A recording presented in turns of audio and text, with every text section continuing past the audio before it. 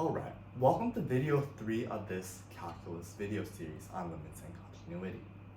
In this video, we'll be going over some limits that commonly appear in relation to rational functions. But before we talk more about rational functions, let's first look at a simple function. F of x is equal to 1 over x. Right. First of all, let's look at the graph of this.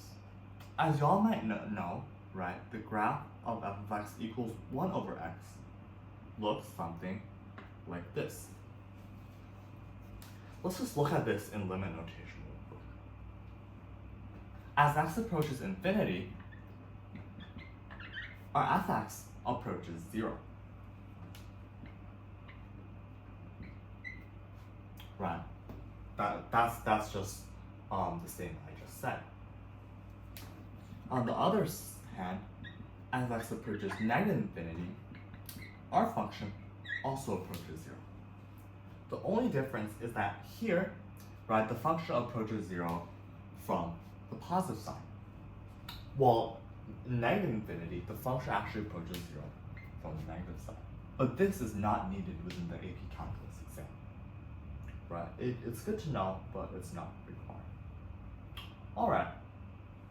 Between infinity and negative infinity, nothing is interesting except for when x is approaching 0.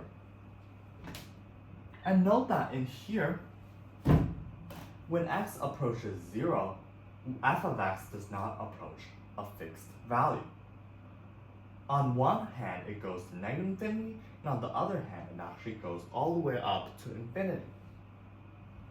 So we have to separately analyze the two cases. When x approaches 0 from the right side, this approaches positive infinity. But when it approaches 0 from the left side, this thing will approach negative infinity.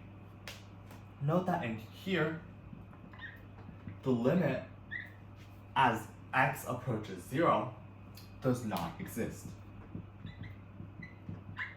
Because per our limit definitions, a limit can only exist if the function is approaching the same value from the positive and negative sides.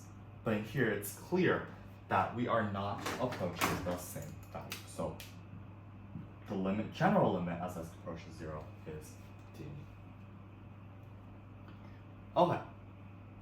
Now, a thing I would like for you to consider is, why are these limits true? Well, let's go through them. As x approaches infinity, f of x is going to approach 0, but it is going to be a little bit larger than 0. Why? When x is a really, really big number, say x is something like 1 million, f of x is going to be very, very, very, very small. But it is still going to be positive. With a similar idea, if x is equal to negative 1 million, f of x is also going to be really small. 1 over negative 1 million is extremely small. But this time, it is going to be negative, right? Because of the negative sign here. When x approaches 0 from the positive side, we can think when x is equal to 0.001, f of x is going to be a really large value, because 1 over 0.001 is 1,000. Right? But it is going to be positive, because positive over positive is equal to positive. Similarly, when x is equal to negative 0.001, it is still going to be a really, really big number, but this time, negative. Alright, so now that we looked at this simple rational function, we can look at a few more example of a more complicated rational function. First of all, how do we define a rational function? A rational function is a function of f that can be expressed as a quotient of two polynomial functions.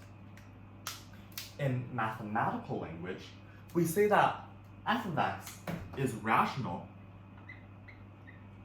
if and only if it can be expressed as P of x divided by Q of x, where both P of x and Q of x are polynomials. So for example, x minus 3 over x minus 2 times x minus 4, this would be an example of a rational function. But something like x minus 3 over square root of x, say, would not be a rational function because root of x is not a polynomial.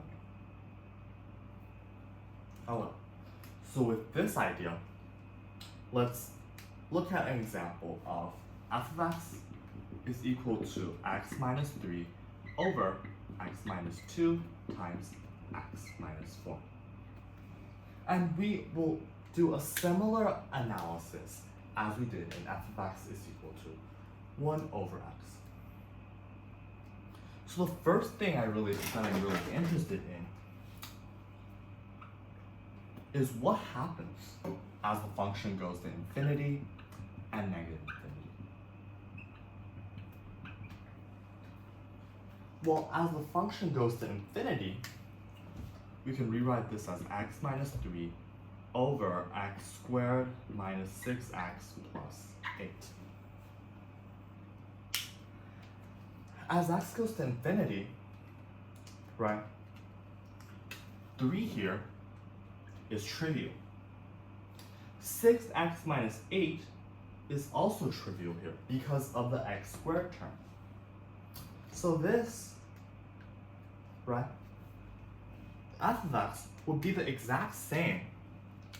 This limit would be the exact same as the limit of x over x squared, which would be same as the limit of 1 over x. Therefore, this limit is going to be 0. But again, it is going to approach 0 from the positive side.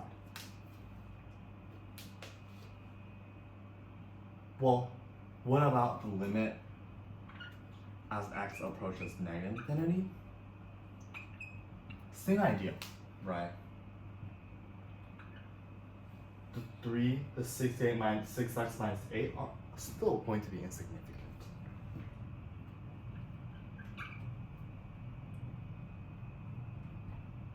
And this time, it's not going to be 0 from the positive side, but instead 0 from the negative side. Alright, there might be other functions where the degree of the numerator is higher than the degree of the denominator. Say the function 2x minus 3, x minus 4, x minus 7 over x minus 2. In this case, all you need to worry about is the leading coefficient of the top and bottom terms. So all that would matter as x approaches infinity or as x approaches negative infinity would be the term 2x cubed and x. And this is just equal to the limits of 2x squared, which is going to be equal to infinity. So you can ignore any terms that are not the leading coefficients. That's the first thing. The second thing would be for some special values of x. For instance, what will happen when x equals 2? When x equals 2, right, alpha of 2 becomes 2 minus 3 over 0 times 2 minus 4. And the denominator will be 0. And that doesn't work. So we would want to analyze this value. And this value will come up on exams. Right, so we will want to take the limit at that value. As x approaches 2,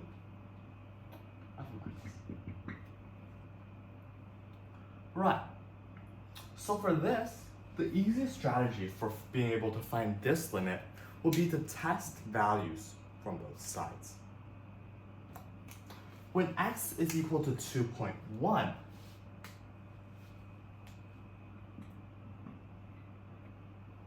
will happen? Or 2.0001. X minus 3 is going to be something negative. X minus 2 is going to be a really, really, really tiny number, but positive. So positive tiny multiplied by x minus 4 is going to be a negative number. That has a normal size.